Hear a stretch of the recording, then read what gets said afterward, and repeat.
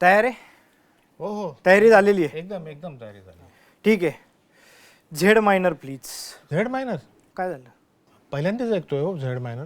नाही, माझं गाणं पण तुम्ही पहिल्यांदाच ऐकणार आहे ना. हो ते झेड मायनर, ते झेड खरंच मायनर. आहे. बघूया, प्रयत्न करतो. प्रयत्न? बघतो हा. बघा. हो, हीच आहे झेड मायनर. अच्छा, हे झेड मायनर. हाच माझा सूर आहे. झेड मायनर प्रॉपर लागतो. मेरे अंगने में तुम्हारा क्या काम है, मेरे अंगने में तुम्हारा क्या काम है, मेरे अंगने में अंग अंग अंगने में. ओके का?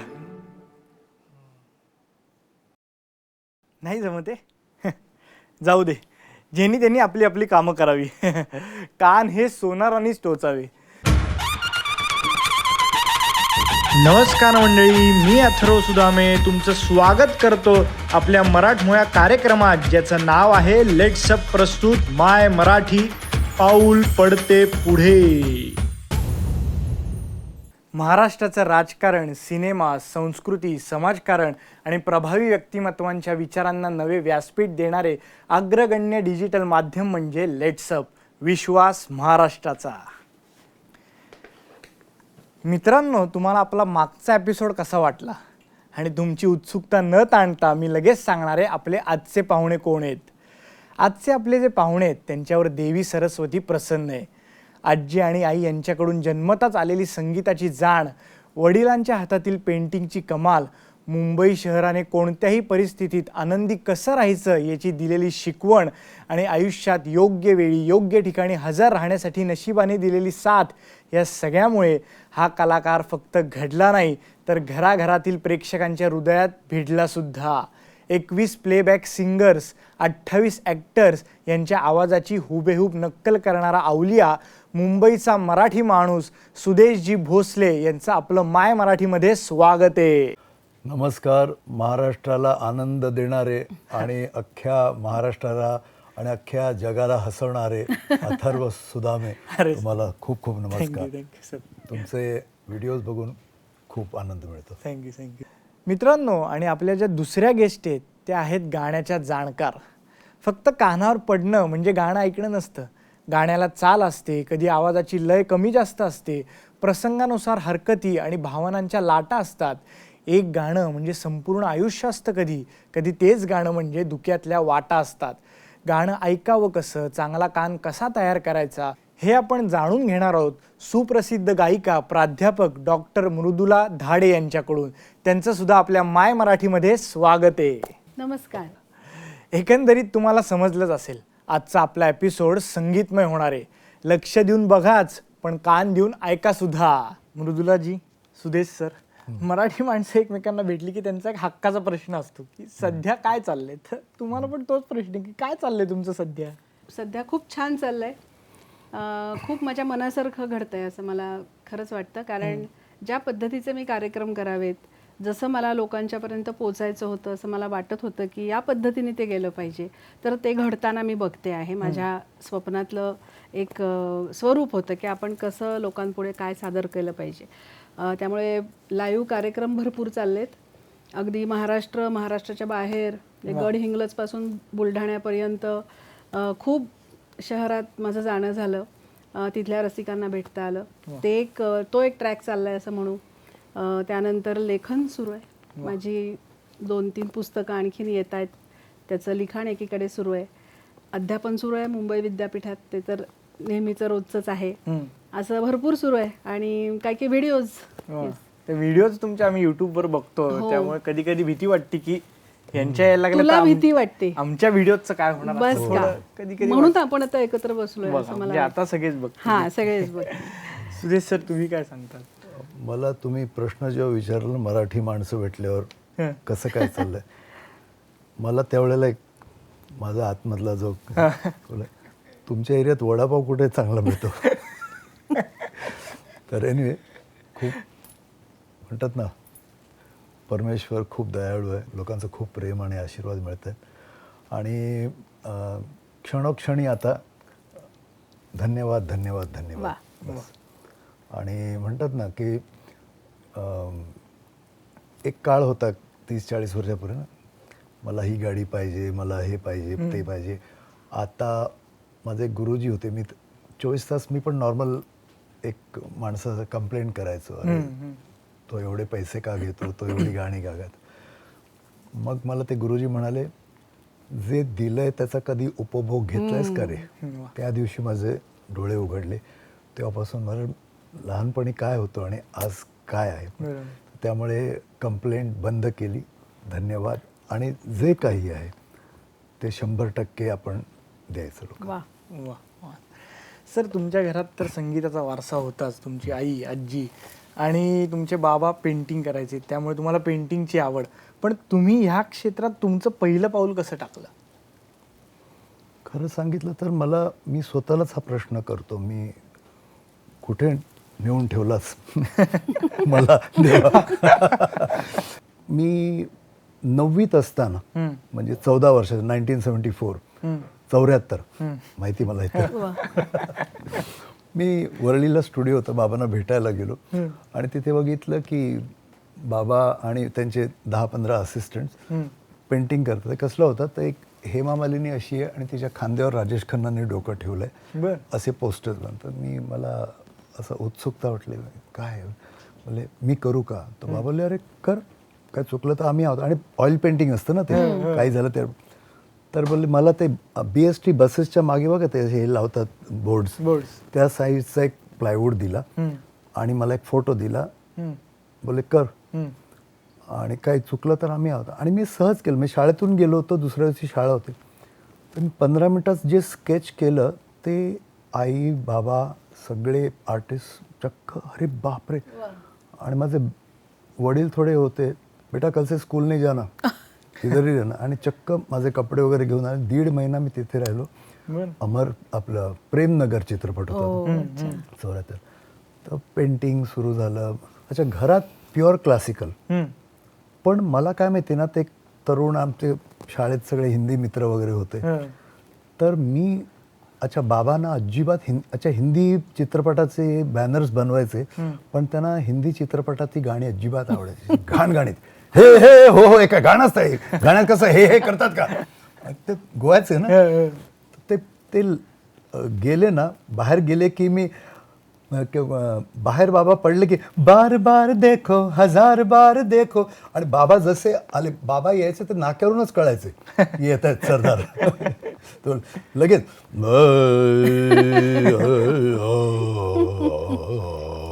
म्हणजे बाबा, अरे वा, मुलगा क्लासिकल. जसे बाहेर गेले, हो हसीनो तुमने सदियो, असा माझा लपाछपी चालू होती.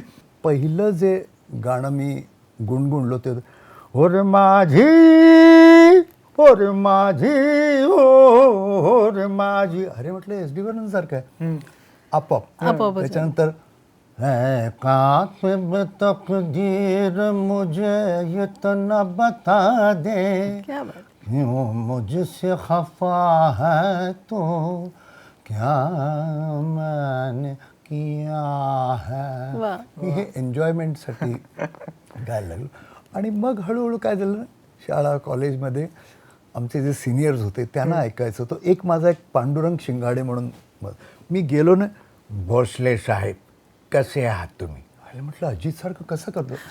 भोसले आज तुम्ही उशिरा आलात.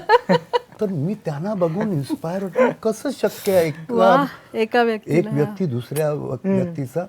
आणि मग मला नकळत ये रात ये चांदनी फिर कहाँ तुम जादू की दास्तां. हो तुम क्या जानो मोहब्बत क्या है, दिल की महफिल सनम, ये महफिल नहीं दिल है. वय लहान असल्यामुळे बेशर्मीने गात होतो, पण डोक्यात पेंटिंग होतं. आणि मग हे जेव्हा कळलं माझ्या कॉलेजमध्ये वगैरे, मग कुठे इकडे आपल्या गोरेगावला कोणाच्या सत्यनारायणाच्या पूजेला बोलवायला लागले, कोणाच्या बर्थडे पार्टीमध्ये. आणि हळूहळू मला नकळत ना माझे सिंगिंग व्हॉइसेस वाढत गेले. तर मी आता काही दिवसापूर्वी आम्ही मोजले तर 21 गायक आणि 28 ॲक्टर्सचे मी करू शकतो. मी कधी व्हॅनिटी किंवा मेकअप रूममध्ये बसत नाही. बर. मी शो काय सुरू झाला की विंग्समध्ये माईक ऑन आणि विंग्समध्ये बसतो. तो लहान मुलगा असो किंवा माझा सिनियर असतो, प्रत्येकाकडून आपल्याला नवीन नवीन गोष्ट शिकायला मिळते. बरोबर. आणि मी बघतो ह्याचं काय लोकांना आवडतं. हो. तसं तुमच्याबद्दल म्हणजे आता तुमचे रील्स बघून मला नवीन नवीन करायची इन्स्पिरेशन मिळते. Thank you. तर बस स्टुडंट आशाजी नाही झालं, कायम स्टुडंट राहा. वा, क्या बात आहे. मृदुलाजी, तुम्ही तुमच्या घरी पण संगीताचा वारसा होता, तर तुम्ही तुमचं पहिलं पाऊल कसं टाकलं?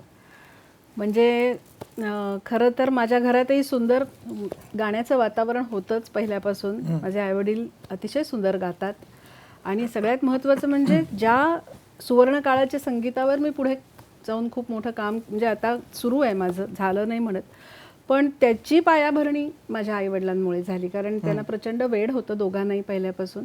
त्यामुळे ही सगळी सुंदर सुंदर गाणी ऐकतच आम्ही मोठे झालो. म्हणजे अगदी इयत्ता दुसरीत असताना सुद्धा बाईंनी उभं केलं की मृदुला गाणं म्हण, की आएगा आने वाला वगैरे किंवा तुम्हारे बुलाने को जी चाहता है, ही गाणी माझ्या वर्गात कुणाला माहीत असण्याची सुतराम शक्यता नाही, पण ती गाणी तोंडपाठ होती. म्हणजे तेच ऐकत आम्ही वाढलो.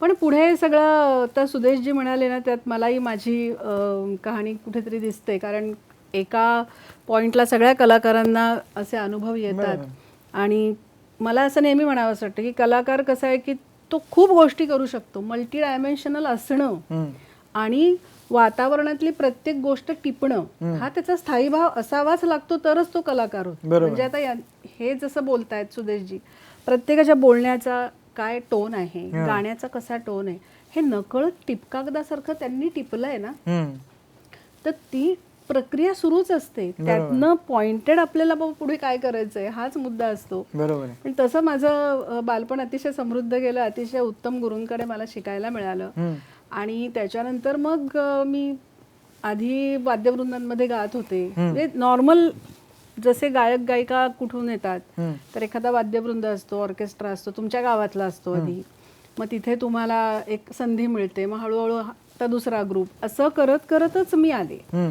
आणि एका पॉइंटला मला वाटलं की आपण संगीत विषय घेऊन MA करावा आणि मग त्यात मी मास्टर्स केलं. तरी मला असं वाटलं नव्हतं की मी काही आणखीन ह्याच्यापेक्षा वेगळं करीन.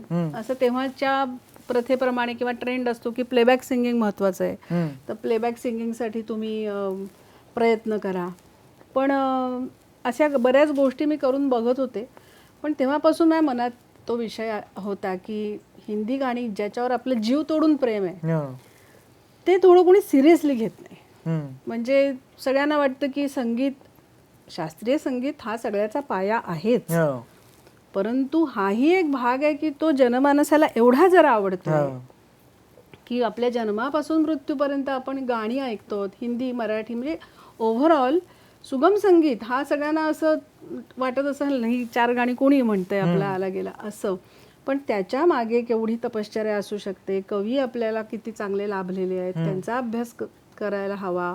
कवींच्या त्या शब्दांना संगीतकारांनी कसं इतका सुंदर न्याय दिलाय, ते कसं येईल, हे मात्र तेव्हापासून सुरू होतं डोक्यात. आणि मग पुढे जरा त्याला वेगळी छटा मिळत गेली की मग संशोधन केलं पाहिजे. तर आपल्याला असं जीव तोडून जे वाटतंय ते सगळ्यांनी सिरियसली घेतलं पाहिजे ना, त्याला काहीतरी आधार हवा. म्हणून तेव्हा जे रुजलेलं जे बीज होतं की ह्यात सिस्टमॅटिक डॉक्युमेंटेशन. आणि थोडं मला पार्श्वभूमी माझ्या आजोबांची पण आहे. माझे वडिलांचे वडील श्रीधर गणेश दाढे हे फार मोठे विद्वान होते, लेखक होते. तर ते एक विचारांची मांडणी, त्याला काहीतरी नीट स्वरूप असावं. उगाच मी आता काहीतरी बोलते आणि 2 दिवसांनी वेगळं, असं उपयोग नाही. तुमचा विचार नीट मांडता आला पाहिजे. हे मात्र भाषेचे संस्कार त्यांच्याकडून होते. आणि मग माझा तो प्रवास सुरू झाला. त्याला निमित्त होतं अशोक रानड्यांच्या एका भाषणाचं. म्हणजे फार मोठे संगीतज्ञ होऊन गेले डॉक्टर अशोक रानडे. त्यांना असं एका व्याख्यानात मी बोलताना ऐकलं की सगळेजण संशोधन करायचं म्हटलं की शास्त्रीय संगीतच का घेतात, की मिश्र राग, जोड राग हे सगळं सुरूच राहू दे म्हणले. पण कुणाला असं का नाही वाटत की नौशादचं म्युझिकवर PhD करावी, ओव्हरऑल हिंदी गाण्यांवर करावी असं का नाही करत? रिसर्चर्सनी पुढे यायला पाहिजे. आणि सगळ्यात महत्वाचं वाक्य म्हणजे तू अनेकदा बघत असशील की ज्यांनी आयुष्यात कधी बॅट हातात धरली नाही हो. ते चुका काढत असतात की सचिननी अशी बॅट धरायला हवी म्हणजे माझ्या होती. टाईप.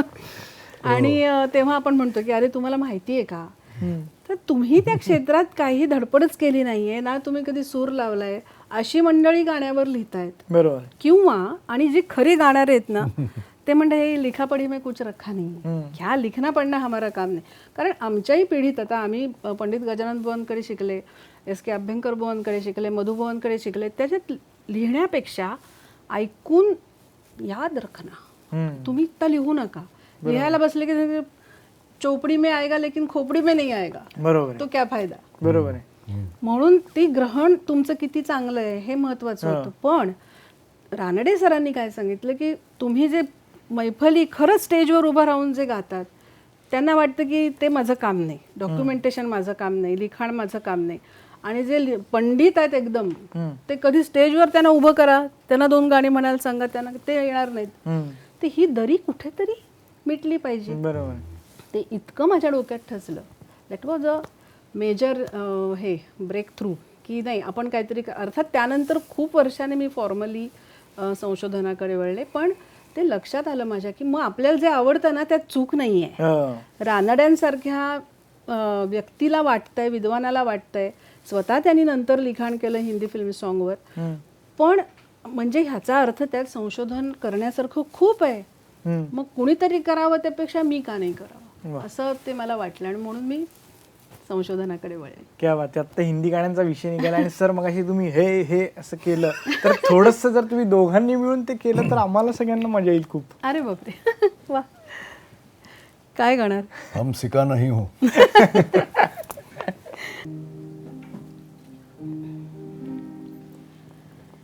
तेरे बिना जिंदगी से कोई शिकवा तो नहीं, शिकवा नहीं, वाह. शिकवा नहीं, शिकवा नहीं. तेरे बिना जिंदगी भी लेकिन जिंदगी तो नहीं, जिंदगी नहीं, जिंदगी नहीं, जिंदगी नहीं. तेरे बिना जिंदगी से शिकवा तो नहीं, तो नहीं, शिकवा नहीं, शिकवा नहीं, शिकवा नहीं. तेरे बिना जिंदगी भी लेकिन जिंदगी तो नहीं, जिंदगी नहीं, जिंदगी नहीं, जिंदगी नहीं. तेरे बिना जिंदगी से शिकवा तो नहीं. सुनो आरती, ये जो फूलों की बेलें नज़र आ रही है ना, दरअसल ये फूलों की बेलें नहीं अरबी में आयतें लिखी हैं. इसे दिन के वक्त देखना चाहिए, बिल्कुल साफ नज़र आती हैं. दिन के वक्त जब इसकी फुहारें, कहाँ आ पाऊंगी मैं दिन के बाद. ये जो चाँद है ना, ये दिन में नहीं रात में निकलता है. क्या बात आहे सर. वा वा. सर हे सगळं होत असताना आपल्याला कधीतरी आयुष्यात अशी वेळ येते की 2 पावलं मागं घ्यावी लागतात. की तुम्ही एवढे सुंदर गाता, सगळ्यांची हुबेहूब नक्कल करू शकता, पण तुम्हाला असं कधी झालं का की अरे आपण करतोय नक्कल तर करतोय पण आपल्याला त्यांच्या आवाजातच गायला लावतायत आणि आपला कुठंतरी आवाज आहे चांगला आहे, आपण त्याच्यात पण गाऊ शकतो, पण त्याच्यात गायचा आपल्याला चान्स मिळत नाही, असं कधी झालं तुम्हाला? असं बऱ्याच वेळा झालं. बरं. आणि ते जास्त कधी झालं माझं जुम्मा चुम्मा सुपरहिट झाल्यानंतर. बरं. तर सुरुवातीला तर मी खूप एन्जॉय करायचो की अरे एवढ्या आवाजात आणि प्रत्येक ह्याला लोकांचा म्हणतात ना टाळ्या शिट्या वन्स मोर. आणि मी असं पण बघितलं एका काळी की जसं मी USA ला गेलो ना, है मेरे प्यारे वतन, है मेरे बिछड़े चमन, तुझ पे दिल कुर्बा. तिकडचे करोडपती अब्जोपती रडायला. म्हणजे म्हटलं एवढा आहे का माझ्यात. म्हणजे ऑफकोर्स ती गाणीच ग्रेट आहेत. हा. किंवा ज्या पहिल्या पॉझिटिव्ह साईड सांगतो. मी एका शोमध्ये गायलो सुन मेरे बंधू, आणि तिकडे मेहमूद साहेब बसले होते. वय झालं होतं त्यांचं, दाढीवाडी वाढले, आणि सुन मेरे बंधू रे, सुन मेरे मितवा, सुन मेरे साथी रे, गाणं बिणं गायलो, टाळ्या वेळ्या पडल्या, आणि बघतो मेहमूद साहेब असे हळूहळू उठून मागे आले स्टेजवर, आणि मी त्यांना फर्स्ट टाइम बघतो. तर आले आणि माझ्याकडे हात ठेवला. बेटा, जब तूने सचिंदा का सुर लगाया, मैं तुम्हारा चेहरा देख रहा था, तुम्हारा ऊपर वाले के साथ कनेक्शन हो गया था. क्या बात आहे. तर ह्या चांगल्या गोष्टी झाल्या. तर लताजी, आशाजी किंवा किशोरदा, मेरी आवाज में गाते हो, मैंने पहचान ही नाही. तो म्हणजे अशा लोकांनाही मी म्हणजे फसवलंय. किंवा अजून एक चांगली गोष्ट सांगतो की कौन बनेगा करोडपती जेव्हा 20 वर्षापूर्वी सुरू झाला, तेव्हा फोन अ फ्रेंड एक ऑप्शन आहे, आणि बंगालमध्ये म्हणजे 48 इयर्समध्ये 30 वर्ष बंगालमध्ये शो केले. म्हणजे इतके ते दर्दी लोक आहेत. आणि तिथे एक चांगली गोष्ट काय, यंग मुलं सुद्धा 50 वर्षापूर्वीचं पण गाणं त्याच आवडीने ऐकतात, आणि कालचं गाणं पण. तर अमितजींनी फोन केला, आणि तो कंटेस्टंट जो होता तो बंगाली होता. तर त्याचा फोन अ फ्रेंड मित्र बंगालीला अमितजी, मैं बोल रहा हूँ अमिताभ बच्चन कौन बनेगा करोड़पति से, हम आपके मित्र यहाँ बैठे हैं, अगली आवाज होगी आपकी. काही सुदेश म्हटले नाही तर अमितजींचा फुल चेहरा नसतो. अरे नहीं, मैं अमिताभ बच्चन. नहीं नहीं, उनका भी तो आवाज ऐसा ही है ना. तो ऑडियन्स हंसतंय पण, आणि थोडं, हे भगवान कैसे यकीन दिलाऊं आपको. अभी आपने भगवान का नाम लिया ना, फिर तो आप अमिताभ बच्चन हो. कौन बनेगा करोड़पति से, मैं बोल रहा हूँ सुदेश भोसले. क्या बात. तर अशा पण. और अमित जी बोलते, अरे सुदेश ये हो क्या रहा यार, गाना मैं गाता हूँ, लोग बोलते सुदेश भोसले ने गाया, ये हो क्या रहा. तर ह्या एक चांगली गोष्ट की एक मनुष्य म्हणून, एक मनुष्य प्राणी म्हणून की बरं वाटतं की. तर दुसरी गोष्ट की माझे जे मित्रमंडळी, फॅमिली, अरे काय माकड चेष्टा करतोय तू, सर्कस मधलं जोकर झालं, तुझा आवाज कुठे. तर मी, अरे हो, आजपर्यंत एकही गाणं माझ्या आवाजात मी गायलो नाही. तर मग मी प्रयत्न केले की एका शोमध्ये मी नॉर्मल गायलो, तर जसं मी म्हणालो इंटरव्ह्यूमध्ये आले, अरे अमिताभ बच्चन क्यों नाही किया, SD बर्मन क्यों नाही, असरानी क्यों नाही किया. म्हटलं काय झालं माझ्यावर. मग एक जो मला फार माझ्या मनात ठासून म्हणजे राहिला, अरविंद असमनीस आपले फार दिग्गज अकॉर्डियन प्लेयर, म्युझिक डायरेक्टर, त्यांनी गणेशोत्सवात मला 2 मस्त भजनं गणपतीची गाऊन दिली. आम्ही त्यांना थँक्यू पण म्हणालो की म्हटलं दादा तुम्ही मला चांगली गाणी दिलीत गायला. म्हणजे शब्द गोड आणि चालही अतिसुंदर आणि छान अशी भक्तिगीतं होती. तर मी गायलो आणि मला वाटलं यार मी आज गाणं गायलो. इतक्यात एक नवीन कंपनी, म्युझिक कंपनी उघडणार होती. त्याचा मालक आला, अगरवाल, मला नाव पण माहिती.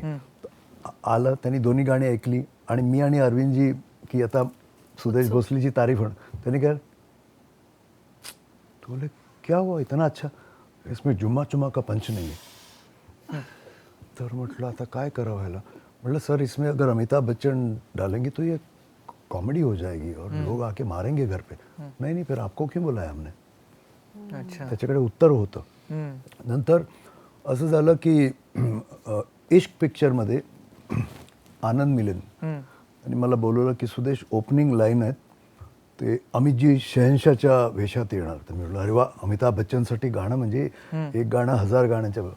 मिस्टर लोवा लोवा तेरी आंखों का जादू, मिस्टर लोवा लोवा तेरी बातों का जादू. मस्त पिक्चर बघायला गेलो फॅमिलीवर. तर जॉन लीवर आहे तिकडे शहनशाह म्हणून. मग हसीना मान जाएगी, संजय दत्त, गोविंदा, अन्नू मलिक म्युझिक डायरेक्टर. तर मला रिहर्सल झाल्या व्यवस्थित आणि टेकच्या अगोदर अन्नू मलिक बोलले प्रोड्युसर चाहती हैं कि ये जो हाँ इसमें जो सेकंड वॉइस है उसमें अमित जी गेस्ट बन के आ रहे, तो आपको ये लास्ट मोमेंटला मला सांगितलं की हे पुरा मी माझ्या आवाजात रिहर्सल केली पण टेकमध्ये आपको अमित जी केलं, तो गायलो मग एकदम फुल म्हणून शर्माना छोड़ डाल हाल दिल का बोल डाल आजू बाजू मत देख आई लव यू बोल डाल, मग सोनू नहीं तो पछताएगी कवारी रह जाएगी, आणि स्क्रीनवर बघतो तो संजय दत्त आहे. तर म्हटलं माझ्यावर असं का होतं आहे, मी थोडा त्रास व्हायला लागला मला. मग मी गेलो आनंदजीभाईकडे, कल्याणजी आनंदजी. म्हटलं आनंदजीभाई माझ्यावर प्रॉब्लेम चालला, मी मिक्स अँड मॅच झालं आहे, मिक्स अँड मॅचअप झालं, तर माझा असा असा प्रॉब्लेम आहे, तर मी काय करू, हे बंद करू का सगळं, म्हणजे हे माकड चेष्टा, चुप बस खाली, तुझ्यासारखे आपल्या देशात किती आहेत, कोणी नाही, तू एकटा आहेस, ऊपर वाला तेरी गाड़ी चला रहा है, अपने हाथ से उसको डिरेल मत कर, चुपचाप जा. जो मग तेव्हापासून मी स्वतःला गायक, डान्सर, कॉमेडियन आहे, मी एंटरटेनर म्हणतो. तर आता मी जेव्हा स्टेजवर असतो, माझ्यासमोर ते 1000 असो किंवा बाहेर UP बिहारमध्ये तो 50,000 1,00,000 असतात, ह्यांना 2-2.5 तास फक्त आनंद द्यायचा. क्या बात आहे. ते आता मी गाणार असेल, मेरे महबूब, अचानक एक दुखियार, अरे ओ साथी रे गाव यार, लगेच कीबोर्ड वाल्याकडे ला ला ला ला, मग त्याला वाटतं रे आपल्यासाठी गातो. बरोबर. तर आता मी एंटरटेनर झालो. मी इवन आता ह्या निमित्ताने काही गाणी लोकांना माहीत नाही, पण माहिती नाही की मी गायलो. राजकुमार ज्यांनी स्वतः कधी विचार केला नसेल त्यांच्या आवाजात गायलं. हो, सौदागरमध्ये मोहम्मद अजीज आणि मी, इमली का बूटा बेरी का पेड़, इमली खट्टी मीठे बेर, इस जंगल में हम 2 शेर, चल घर जल्दी हो गई देर. तसंच तिरंगामध्ये गाणं नाना पाटेकर, पिले पी, परत मोहम्मद अजीज, पिले पिले ओ मोरे राजा, पिले पिले ओ मोरे जानी. मृदुलाजी, तुमच्यावर अशी कधी वेळ आली की तुम्हाला 2 पावलं मागं घ्यावी लागलीत? हो, एक मला सांगायला आवडेल की प्रत्येक गायक गायिकेच्या करिअरमध्ये असं होत असतं की अरे मला हे करायचं आहे आणि आता माझ्याकडे ते चालून आलं आहे. तर त्यावेळेला एक काळ असा होता की मी PhD करत होते आणि साधारण 2009च्या आसपासची घटना असेल आणि माझं अगदी डॉक्टरेट पूर्णत्वाला आलं होतं आणि मी खूप एन्जॉय केली. म्हणजे ती सगळीच प्रक्रिया मी खूप एन्जॉय केली, कारण त्यानिमित्ताने मला अनेक संगीतकारांना भेटता आलं, मुलाखती घेत होते. पण मी तेव्हा लाईव्ह कार्यक्रम कमी करू शकत होते, कारण माझी मुलं लहान होती आणि मग सगळंच कसं जमणार. त्यामुळे मी कार्यक्रम मात्र कमी केले होते आणि मी पूर्णपणे वाहून घेतलं होतं माझ्या विषयाला. कारण प्रबंध हा अशी गोष्ट आहे की तुम्हाला ती नीट व्यवस्थित मांडावं लागतं, खूप मेहनत असते त्याच्यामागे. मग हे करता करता कार्यक्रम कमी झाले होते आणि अशातच अगदी आता प्रबंध सबमिट करायची वेळ आली आहे जवळ आणि आता त्याच्यावर शेवटचा हात फिरवणं आणि काही त्यात चुका नाहीत ना, सगळं नीट बघणं. आणि तो माझा विषय पण वेगळा होता. म्हणजे माझा विषयच इतका फारच वेगळा होता की त्यावर आधी फार विशेष काम झालेलं नव्हतं. त्यामुळे मला तेही रिसर्चला खूप वेळ द्यावा लागला की संगीतकारांचं योगदान, प्रयोगशील संगीतकार आपले, बरोबर, आणि त्यात सगळा सुवर्ण काळ मी घेतला होता. त्यामुळे मी अनेक संगीतकारांच्या भेटीगाठी घेतल्या, म्युझिशियन्सना भेटले, त्यांना बोलतं केलं आणि इतकी मेहनतीने आता तो आता साकार होणार.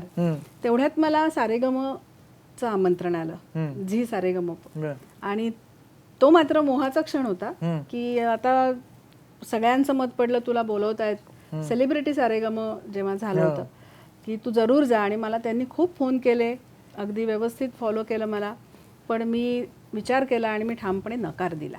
त्याच्यावर अनेकांनी मला म्हटलं की अरे फार मोठी संधी घालवतेस, कारण तेव्हा क्रेज काय होती तुला माहिती आहे की सारेगमप म्हणजे फार क्रेज होती तेव्हा, आणि अजय अतुल यांच्याकडे तुला गाण्याची संधी मिळणार आहे वगैरे, असं तो काळ होता. पण मी म्हणजे निक्षून सांगितलं की नाही, मला आता माझा फोकस ह्याच्यावरनं हलवायचा नाही. हे काम म्हणजे तेव्हाही मला ते क्लिक झालं होतं की हे फार वेगळं काम आहे, हे सहज होणारं नाही आणि हे फक्त माझ्या एकटीसाठी नाही आहे, हे ओव्हरऑलच लोकांना उपयोगी पडणारं काम आहे. त्यामुळे मी त्याला नकार दिला आणि मी तेव्हा मात्र 2 पावलं मागे आले आणि त्याचा मला खूप आजही आनंद होतो की जर हे काम अर्धवट राहिलं असतं तर फार वाईट झालं असतं. आणि मग असं अनेकदा मला जाणवतं की मी स्वतःला शोधत गेले की लाईव्ह कार्यक्रम मी रोज करत होते. म्हणजे ठराविक 21-25 गाणी असतात, ती तर रोज कार्यक्रमांमध्ये चालतात. ती माझी उत्तम बसलेली होती. कुठेही आमंत्रण आलं की मी गात होते, अनेक ग्रुप्समध्ये गायले.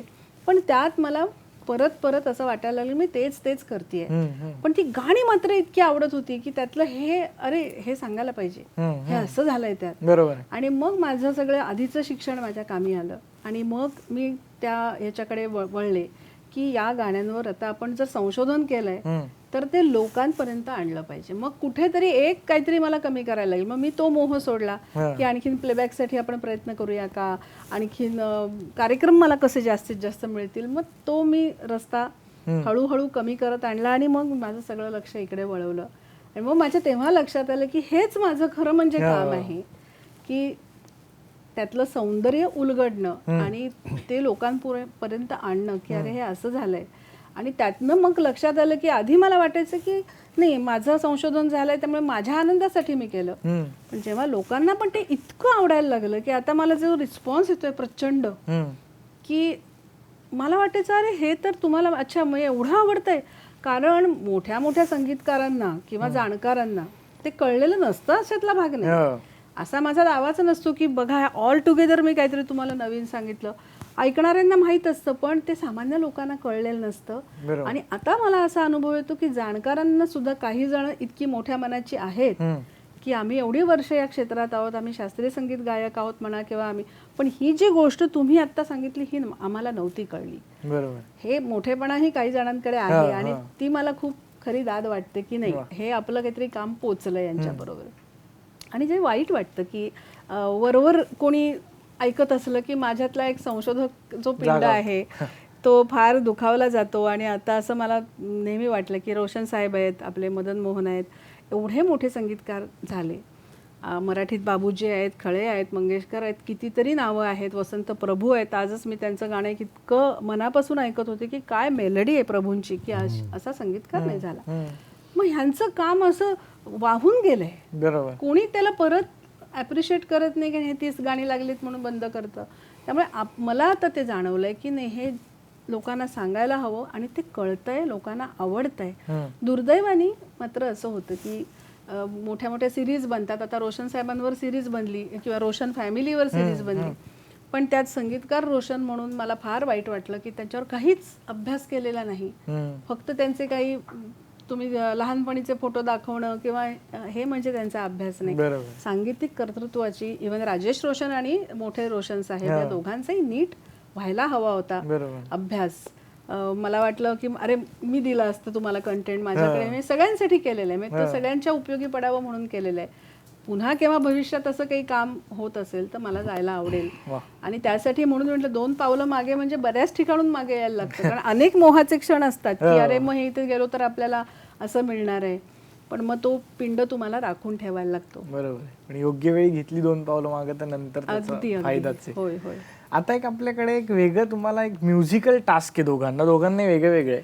सर तुम्हाला मी एक लाईन देणार आहे की जी आमच्या शोचीच लाईन आहे की माय मराठी पाऊल पडते पुढे अशी लाईन आहे. तुम्हाला ती वेगळ्या वेगळ्या आवाजात गाऊन दाखवायची वेगळ्या वेगळ्या स्टाईलमध्ये. माय मराठी पाऊल पडते पुढे, पाऊल पडते पुढे, माय मराठी, माय मराठी पाऊल पडते पुढे रे, पाऊल पडते रे, माय मराठी रे, पाऊल पडते पुढे पुढे पुढे, पाऊल पडते पुढे. माय मराठी पाऊल पडते पुढे, माय मराठी पाऊल पडते पुढे, माझी माय मराठी पाऊल पडते पुढे, नेहमी पुढे. जय महाराष्ट्र. वा वा. माय मराठी पाऊल पडते पुढे. माय मराठी पाऊल पडते पुढे पुढे पुढे. माय मराठी पाऊल पडते पुढे. माय मराठी पाऊल पडते पुढे. हो काका मागे कुठे बघताय, हळू बघा मायला. माय मराठी पाऊल पडते. हे बघ पुढे पुढे पुढे किती पुढे, पण आमची माय मराठी आहे. क्या बात आहे, वा वा वा, बेस्ट बेस्ट. माझी माय मराठी पाऊल पडते पुढे. आहा आहो धाकी तिके धाकी तिके धाकी तिके. आणि किशोरदा कसं म्हणते? माझी माय मराठी ओ मेरी माय मराठी, माझी माय मराठी पाऊल पुढे पडते पाऊल पुढे पडते. अरे पडते ए पडते ए पडते पडते पडते. अगं किती पडते. क्या बात है. वाह वाह वाह क्या बात आहे, वाह, वा वाह. वा वा. क्या बात. Best best. सही. तुम्हाला आता असं एक म्युझिकल टास्क आहे की आधीची जी गाणी असतात जुनी ती आपल्या जास्ती वेळ लक्षात राहतात आणि नवीन जी येतात ती फार वेळ नवीन राहत नाहीत. ती म्हणजे आपल्या लक्षात पण राहत नाहीत ती फार वेळ. तर त्यामधलं जर तुम्ही डिफरन्स म्युझिकल पद्धतीने समजून सांगितलात तर मजा येईल. असा गैरसमज होईल कोणाचा की नवीन गाणी वाईट असतात असं या म्हणतायत की काय. तर असं नाहीये. वाईट किंवा चांगल्याचा प्रश्न नाहीये. पण आता तू नवीन पिढीतलाच आहेस आणि तुला असं वाटतंय की नवीन गाणी लक्षात राहत नाहीयेत, ह्याच्यातच सगळं आलं. माझ्यावर घेतो मी ते. हो. की आजही पटकन आत्ता मी तुला विचारलं की तुला व्यापून टाकणारं गाणं कुठलं रे, कालपासून तू म्हणतोयस असं, तर हो. नाही सांगता अवघड आहे. येत. आणि ह्याला कारणं अनेक आहेत. आता अगदी म्हटलं तर पटकन आपल्याला आठवतं की एक लताबाईंचं गाणं आहे, बहारो मेरा जीवन भी सवारो, बहारो मेरा जीवन भी सवारो, कोई आए कहीं से, कोई आए कहीं से, यूं पुकारो बहारो मेरा जीवन भी सवारो, बहारो. वा. पुकार आहे गाण्यात. हम्म. ते तुला पकडून ठेवतंय काय, तर बहारो. बघ किती विचार केलाय गाण्यात हम्म. की बहारो मेरा जीवन भी सवारो. ही बहारोला मारलेली हाक आहे म्हणून तिथे पॉज आहे. मग एक खास खय्याम साहेबांची एक शैली होती की जीवनवरचा तो खटका आहे, मेरा जी तर ह्यातनं काय होतं साध्य, गाण्यात मनुष्य ओढला जातो आणि त्याला एक कंटिन्युटी आहे. यानंतर पुन्हा बहारो येणार आहे, मग अंतरा येईल की तुम्ही से दिल ने सीखा है तडपना. हे सगळं बघ ना. आता कंटिन्यू तो सुंदर दादरा सुरू झाला, 1 2 3 पहाडीच्या स्वरांमध्ये तुम्ही असे लपेटले जाता. क्या बात. आणि मग पुन्हा तुम्ही बहारोवर येता. तर मला काय म्हणायचं, हे अगदी एक उदाहरण घेतलं, अशी करोडो आहेत मला माहितीये. असं गुंगवून टाकणारं जर संगीत असेल तर नक्की ते लक्षात राहील. मग तिथे तुम्ही नवीन आहे का जुनं, आजही एखादी जर धून पटकन आली, ती कॅची असते, छान असते, तर ती आवडते आपल्याला. बरोबर. पण ती आपल्याला अशी पूर्णपणे आपल्या तनामनाला व्यापून नाही राहत. ह्यात कुठेतरी मला वाटतं संगीतकारांनी गीतकारांनी त्याचा नक्की विचार करावा की आता हे एवढंसं वाक्य आहे, बहारो मेरा जीवन भी संवारो, आणि फार काही गहन आहे का, पण गोडवा आहे. बरोबर आहे. म्हणजे मी एक अगदी उदाहरण घेतलं, असं मी कितीतरी गाणी सांगू शकते. पण असं गाणं असेल तर नक्की आवडेल पिढीला सुद्धा नवीन. आणि पुन्हा नवीन आणि जुनं ही अतिशय सापेक्ष संकल्पना आहे. बरोबर आहे. तुला गंमत सांगते की माझ्या अभ्यासात मी जेव्हा जुन्या जुन्या नियतकालिकांचे अंक चाळत होते, फिल्म इंडिया असेल नंतर फिल्मफेअर, आणि खूप तेव्हा जेव्हा ही गाणी नवीन म्हणून आली, म्हणजे नौशाद साहेबांचं संगीत जेव्हा नवीन म्हणून आलं ना, त्याला सडकून टीका झाली आहे त्याच्यावर, किंवा रोशन साहेबांच्या संगीतावर, म्हणजे ज्याला आपण आज क्लासिक्स म्हणतो, ती त्या वेळेला कंटेम्पररी जर तुम्ही मीडिया बघाल किंवा प्रेस बघाल तर त्यात अनेकदा त्याच्यावर टीका झाली आहे. म्हणजे त्यांनाही संघर्ष चुकलेला नाही किंवा असं पूर्वसुरी हे त्याही काळात असतातच की आमच्या वेळेला हे असं नव्हतं. बरोबर, तुला नंतर- माहितीये नंतर ते golden की हे होतं, पण आता ते हां, चालू वेळेत golden चालू वेळेला नसतं. गोल्डन नसतं. त्यामुळे मला असं म्हणायचं ह्याचं उत्तर काळ देईल. जर आत्ताच्या संगीतकारांच्या कामात नक्कीच ताकद आहे, त्यांच्या मदतीला अनेक डिव्हायसेस आहेत, त्यांनी एवढं सगळं ऐकलंय असं मी गृहीत धरते की तुम्ही उभे आहात ह्या सगळ्या परंपरागत संगीत तुम्ही ऐकलंय, तुम्ही नक्की नौशाद ऐकलाय, तुम्ही नक्की बर्मंदा ऐकलेत, तुम्ही रोशन ऐकलेत, तुम्ही अनिल बिश्वास ऐकलेच पाहिजेत.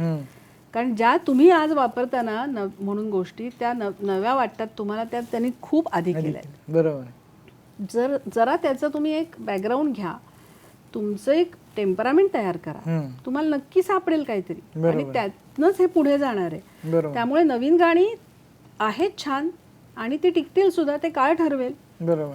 की गाणं छान आहे आणि प्रचंड आवडलंय लोकांना सांगावं लागत नाही.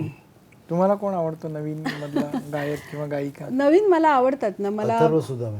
नाही, तो गायक नाहीये तो.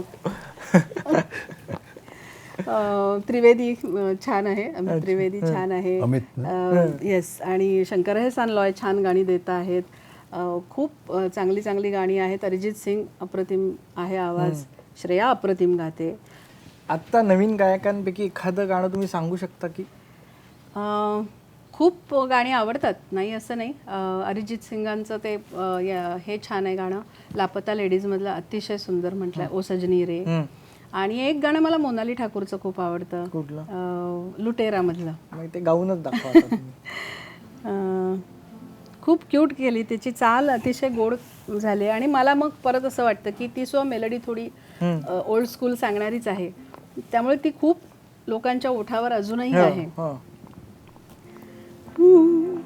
हवा के झोंके आज मौसमों से रूठ गए, गुलों की शोखियाँ जो भंवरे आके लूट गए, बदल रही है आज जिंदगी की चाल जरा, इसी बहाने क्यों न मैं भी दिल का हाल जरा संवार लूं, संवार लूं, संवार लूं, संवार लूं.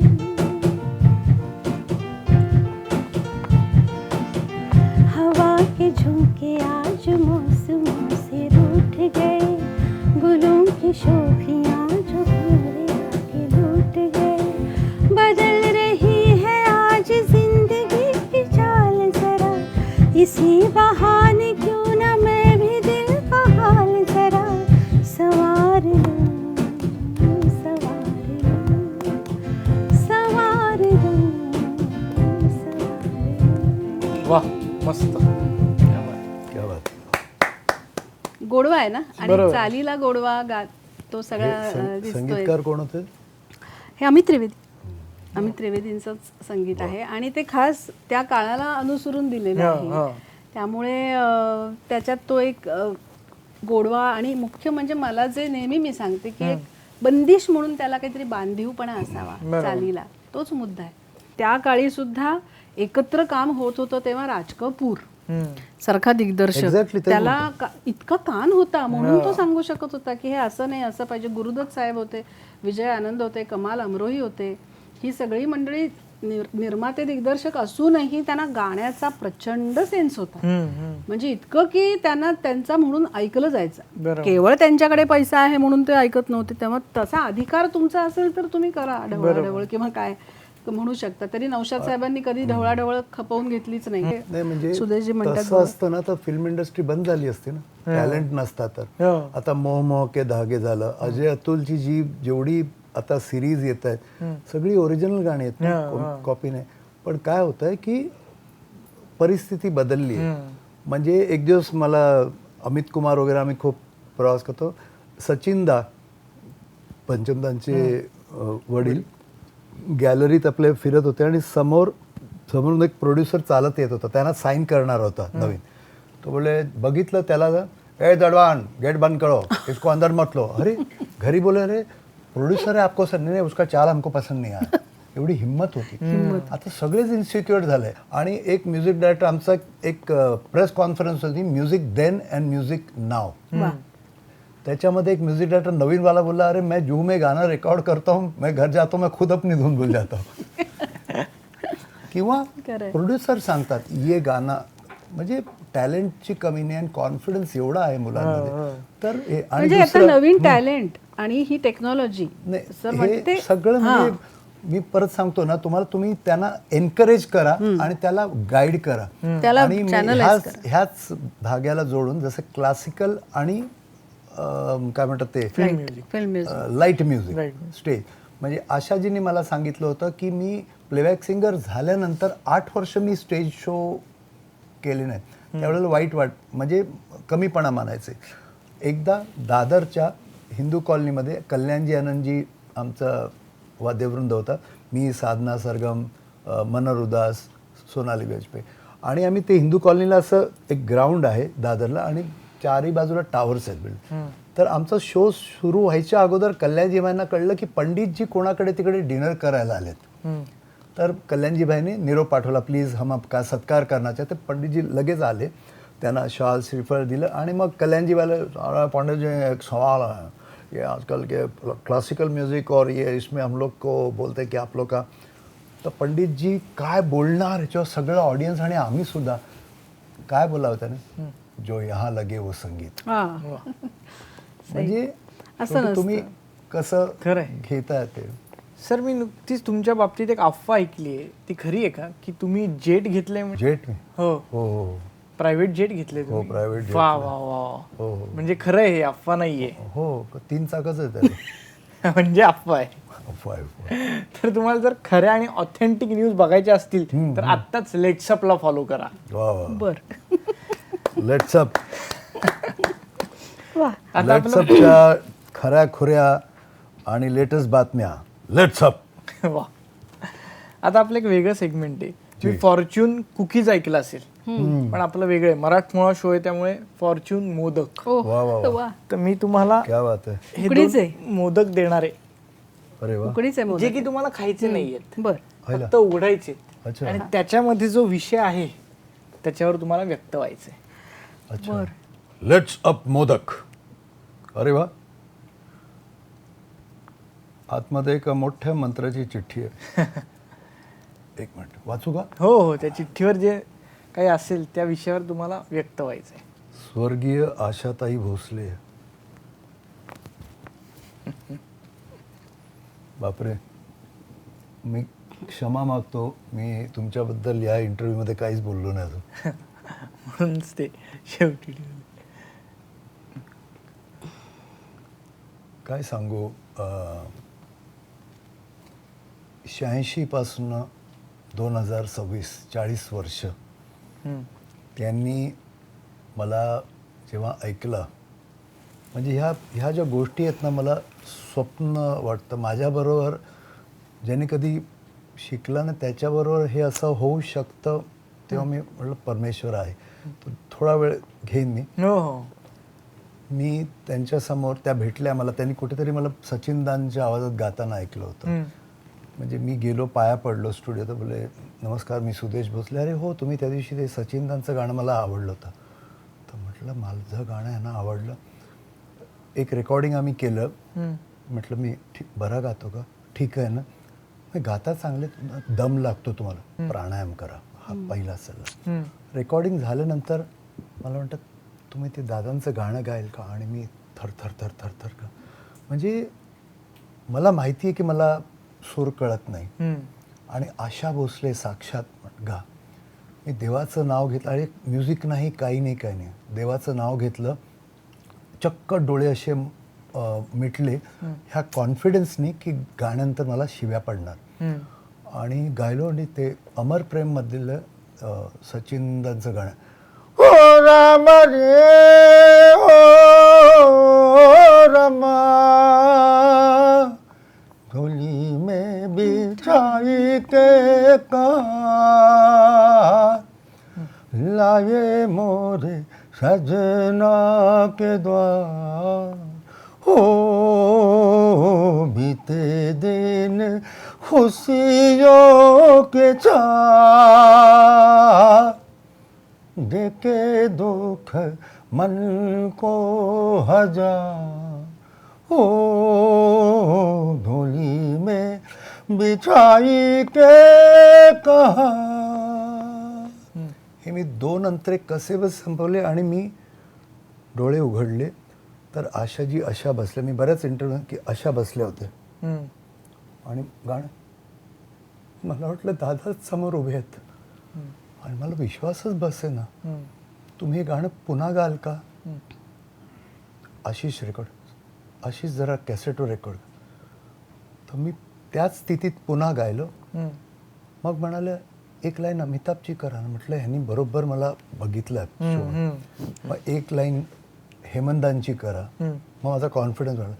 एक लाईन संजीव कुमारची करा. बोलल्या, कॅसेट घेतले, काही न बोलता शांत नाही. आणि आम्ही सगळे असे स्टुडिओमध्ये ना की काय झालं आम्हाला कळलं. दुसऱ्या दिवशी सकाळी 7 वाजता, तर मी दुसऱ्या मजल्यावर राहायचो पूर्वी, तर आमच्या समोर मंगेशकर काका म्हणून राहतात. तिकडे ते सकाळी 7ला आले. हे सुदेश, फोन आहे तुझा. तेव्हा मोबाईल वगैरे नाही. तर मी आपलं कसं कसं शर्ट बटणं लावत उतरत, ते माझ्या पुढे, मी त्यांच्या मागे धडपडत चाललं. कोणाचं आहे? हा डिपार्टमेंटकडून आहे, हे लोक आहेत. अरे म्हटलं मूर्ख माणसा. गेलो त्यांचा, मैं पंचमदा का मॅनेजर बोल रहा हूँ, 10 बजे पासपोर्ट लेके आ जाना. पंचमदा. तुम्ही 9:30लाच टॅक्सी करून गेलो. तर तिकडे आशाजी, बासुदा, मानरिदा त्यांची जी कोर टीम होती आणि पंचमदावर. तर मी जसं गेलं, हाँ यही लड़का है, यही लड़का है आशा जी. तो मतलब दादा नमस्ते, मेरे बाप के आवाज में गाते हो. तर सगळे हसायला. तर त्यांनी मला सांगितली स्टोरी की पंचमदा आंघोळ करत होते आणि आशाजीने गपचूप ती कॅसेट बाहेर प्ले केली विदाउट म्यूजिक. तो मैं भी सोचने लगा कि मेरे पिताजी को गुजरे हुए तो बहुत साल हो गए. मुझे भी लगा पिताजी बाथरूम के बाहर खड़े होके गा रहे. तो मैं आधा वो करके टॉवल लेके, अरे बोले आपके पिताजी नहीं है, एक नया लड़का है. और बोले मेरे पिताजी के दांत निकाले थे ना, तब वो जब गाते थे ना एक सीटी निकलती थी. तो तुमने वो बराबर पकड़ी था. अच्छा, मला ती सीटी बिटी माहित नाही, ते आपोआप. आणि मला डायरेक्ट ते हाँगकाँगला घेऊन गेले. तेव्हापासून पंचमदा असेपर्यंत प्रत्येक कार्यक्रम. आणि आत्ता तुम्हाला सांगतो, 2 महिन्यापूर्वी मी त्यांच्या घरी गेलो. थोडी तब्येत ठीक ना, थोडं बारीक झालेलं. मला बघितलं, सुदेश माझ्याशी असेच बोल, सुदेश 8 सप्टेंबर लिहून घे, माझ्या वाढदिवसाला कार्यक्रम करायचा आहे आता येणारच. तर किती बोलू, म्हणजे मला वाटतं अख्खा दिवस आहे. हे सगळं शॉर्टमध्ये सांगतो. तर मी गात होतो तसाच जो मेलोडी मेकर्समध्ये होतो. पण आशाजींबरोबर, म्हणजे आशाजी ह्याला शोमध्ये घेतात. माझ्या पहिल्या पर शोची नाईट होते वर्ष, म्हणजे 1990 पर्यंत 60 रुपये मेलोडी मेकर्समध्ये. आणि किशोर कुमार बरोबर शो असले किंवा फॉरेन टूर असलं की नाईट डबल, म्हणजे 120 रुपये. तर आशाजींबरोबर गायल्या लोकांनी मला 60 रुपयाचे 6,000, 6 लाख, 15 लाख, 25 लाख कधी झाले कळले. माझं गाणं तेच होतं. पण आशाजी बरोबर ते सगळं झाल्यानंतर काही वर्षांनी आम्ही बसलो होतो. म्हटलं, मी त्यांना विचारायचो, पण हो आशाजी मला गाणं येत नाही, तुम्ही मला का नेता शोमध्ये, नुसतं बघायचं माझ्याकडे. आणि एक दिवस विमानात आम्ही दोघंही होतो, लंडनला झालो. मी बसलो होतो, माझ्या शेजारी येऊन उभा राहिला, सुदेश तू गोव्याचा ना रे? म्हटलं हो. तू शिरोड्याचा ना? म्हटलं हो. तुझी कुलदेवता कोणती?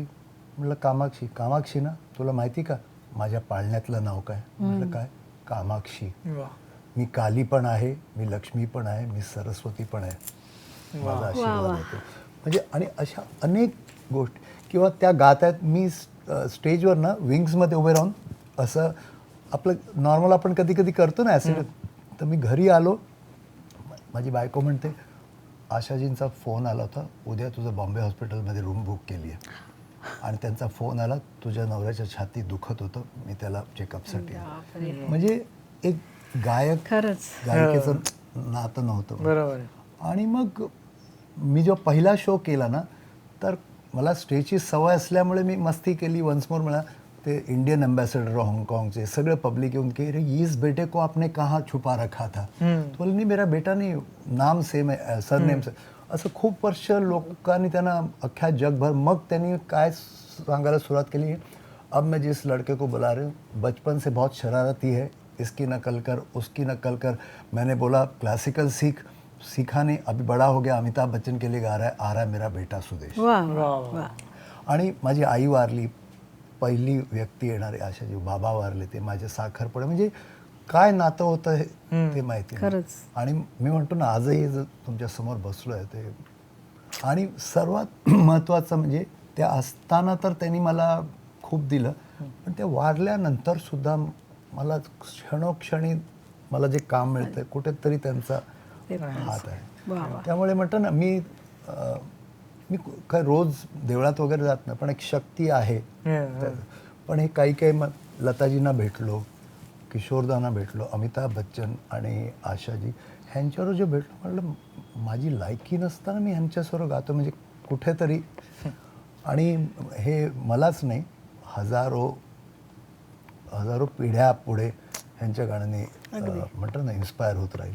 आणि मी ह्यांना ना मनुष्य हे मानतच नाही, लताजी, आशाजी, बाबूजी, की हे अवतार होते. बरोबर. हे संत होते. आपल्याला एका क्षणात रडवू शकतात, आपल्या एका क्षणात नाचवू शकतात, एका क्षणात हसवू शकतात.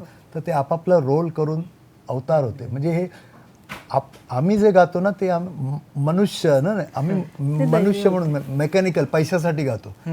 पण हे जे दैवी, हे डिवाइन टच म्हणतात ना, बरेच जण सुरात गातात, पण ते इथे का नाही लागत? तर त्याच्यासाठी तो डिवाइन टच या काहीच लोकांना देवाने. खरंय, अगदी बरोबर. वा,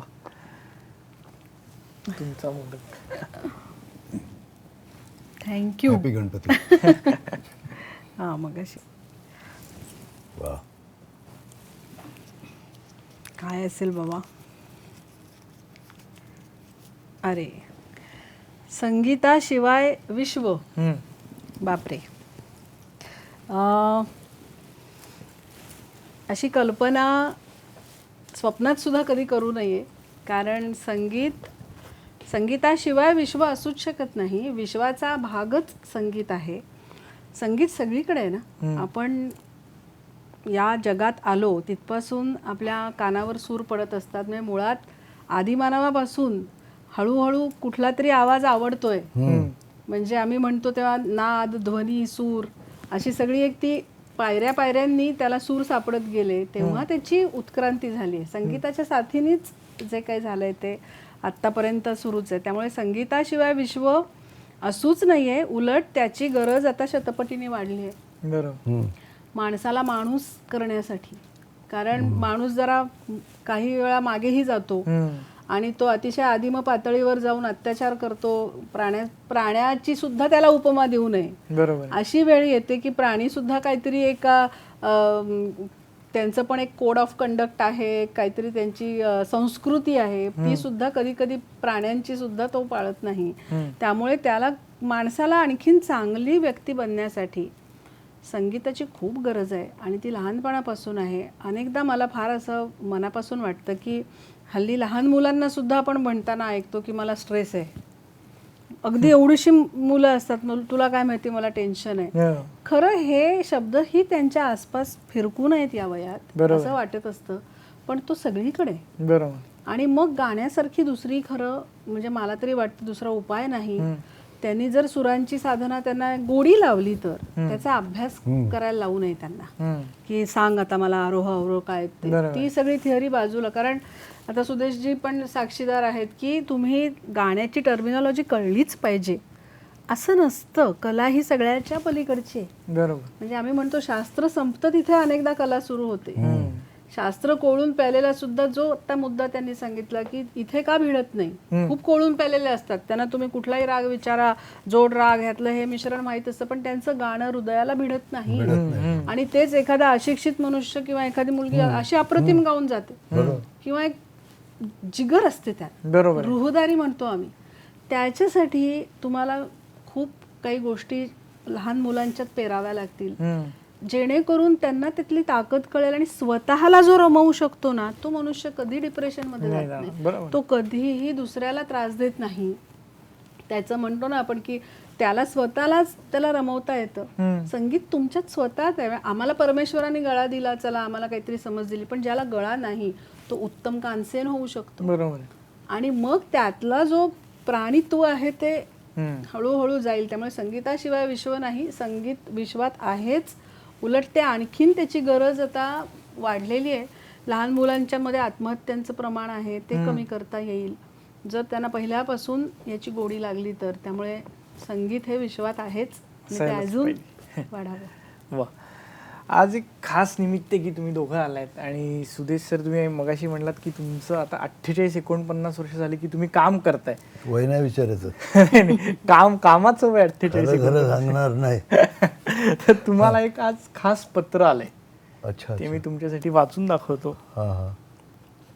प्रिय सुदेश, अनेक आशीर्वाद. महाराष्ट्रातच काय, जगभरात तू स्वतःची ओळख निर्माण केलीस. सगळेच तुझं कौतुक करतात. मी अजून तुझ्याबद्दल वेगळं काय बोलू. पण एक सांगू, तू कोणाच्याही आवाजाची कितीही हुबेहूब नक्कल केलीस तरी आईला तिच्या लेकराचा आवाज बरोबर ओळखू येतोच. तुला माहिती आहे, तू लहान असताना सुमनची म्हणजे तुझ्या आईची आणि बाबांची पैज लागायची. तू आईसारखा गायक होणार की बाबांसारखा चित्रकार. आणि आज बघ, दोघेही जिंकले. तू गायलेले प्रत्येक गाणं ऐकताना ऐकणारा तल्लीन होऊन डोळे मिटतो आणि त्याच्या समोर उभं राहतं त्याच्या भावविश्वाचं चित्र. सुदेश, आशा गेली, एक खंबीर आधार गेला म्हणून खचलायस का रे. मेलडी मेकर्स ऑर्केस्ट्रामध्ये तू सचिन देव बर्मन साहेबांचं गाणं गायलं काय, आशाबाईंनी पंचमदांची भेट करून दिली काय, आणि सुदेश भोसले नावाचा आवाज, नाही दर्जेदार आवाजाचं नाव सुदेश भोसले सगळ्यांना परिचित झालं काय. अगदी काल घडल्यासारखं वाटते सगळं. आशाबाईंची नजर पारखी होती. तू दुर्गाबाईंना म्हणजे तुझ्या आजीला कलाघरच्या माध्यमातून लोकांच्या आठवणीत जिवंत ठेवतोयस असं ऐकलं. परंपरेने आलेला गायकीचा वारसा समर्थपणे निभावतोयस. तू उत्तम नकलाकार, संगीतकार, चित्रकार आणि अभिनेताही उत्तम आहेसच, यात काही शंका नाही. पण तू माणूस म्हणून पण सच्चा आहेस. किशोरदांच्या गाण्यात जे होतं, जे पंचमदांच्या आर्त संगीतात होतं, आशाबाईंच्या सुरात, रफींच्या आवाजात आणि विनोद खन्नाच्या रूपात होतं, त्या सगळ्याचा मिलाफ तुझ्यामध्ये आहे. कितीतरी तरुण, येणाऱ्या पिढ्या तुझ्याकडे आदर्श म्हणून पाहतायत. तुझ्यावर देवी सरस्वतीचा आशीर्वाद सदैव राहो हीच प्रार्थना करते. अशीच प्रगती कर. मराठी माणसाचा हात आणि माझी साथ कधीच सोडू नकोस. आल्या गेल्याची, भूताखिताची, वाईट विचार करणाऱ्यांची कोणाची नजर लागलीच असेल तर थू थू थू, तुझीच माय मराठी. वा वा वा वा, सुंदर सुंदर. अप्रतिम. शब्द नाही माझ्याकडे. खूप खूप धन्यवाद. आणि आज तुम्ही आला तिथे, खूप खूप बरं वाटलं. हा आमचा सर्वांचा फार मोठा सन्मान आहे. तुम्ही आणि तुमची संपूर्ण टीम खूप खूप धन्यवाद करतो. आणि या प्रवासात कधी कोणी दुखावले असतील तर मी तुमच्या माध्यमातून सर्वांची माफी मागतो. आणि बस मला एकच इच्छा आहे, शेवटपर्यंत, शेवटच्या श्वासापर्यंत मी गाणं वगैरे म्हणून नाही, बस मी लोकांना आनंद देत राहू. एवढ्या माझ्या गळ्यात आणि माझ्या शरीरात तेवढी ताकद राहू. वा वा, धन्यवाद. मी तुमच्या दोघांचे खूप आभार मानतो की आज तुम्ही इकडे आलात. आणि जाता जाता एक तुम्हाला छोटंसं गिफ्ट आहे दोघांसाठी, ते आपण तुम्हाला देऊयात. मृदुलाजी, तुम्हाला साई लीला TV कडून साई सगुण उपासनाचं किट मिळतंय, ज्याच्यामध्ये साईबाबांची मूर्ती आहे आणि पूजेचं साहित्य आहे. मनापासून आभार मला इथं आमंत्रित केल्याबद्दल. थँक्यू. सर, तुम्हाला पण साई लीला TV कडून श्री साई सगुण उपासनाचं हे किट, ज्याच्यामध्ये साईबाबांची मूर्ती आहे आणि पूजेचं साहित्य आहे. खूप खूप धन्यवाद. येस. आणि तुम्हाला आणि तुमच्या माय मराठी चॅनलला खूप खूप शुभेच्छा. थँक्यू. हे चॅनल आजच्या भाषेत तुमचे सर्व रील्स आणि तुमचे व्हिडिओज आणि हे माय मराठी चॅनल हे खूप व्हायरल होऊ दे. अख्ख्या जगात नंबर 1 चॅनल तुमचं होणार. अशा शुभेच्छा अशा तुम्हाला. शुभेच्छा तुम्हाला. Thank you so much. खूप Thank you, आशीर्वाद. thank you, धन्यवाद. thank you. आणि जे आपले प्रस्तुत करतायत लेट्स अप विश्वास महाराष्ट्राचा, त्यांचे हे दिवाळी अंक. अरे वा, धन्यवाद. धन्यवाद मनापासून आभार. आणि अंक दिल्यामुळे या सर्व टीमला, सर्व श्रोत्यांना दिवाळीच्या पण खूप खूप शुभेच्छा. Thank you so much. फटाके फटाके थँक्यू थँक्यू धन्यवाद. तर मित्रांनो, लेट्सअप प्रस्तुत माय मराठीचा हा आपला एपिसोड तुम्हाला कसा वाटला हे कमेंट सेक्शनमध्ये नक्की कळवा. आणि तुम्हाला आणखीन कुठले गेस्ट बघायला आवडतील आपल्या या शोमध्ये ते पण नक्की सांगा. मी अथर्व सुदामे तुमचा निरोप घेतो. भेटूयात माय मराठीच्या पुढच्या एपिसोडमध्ये.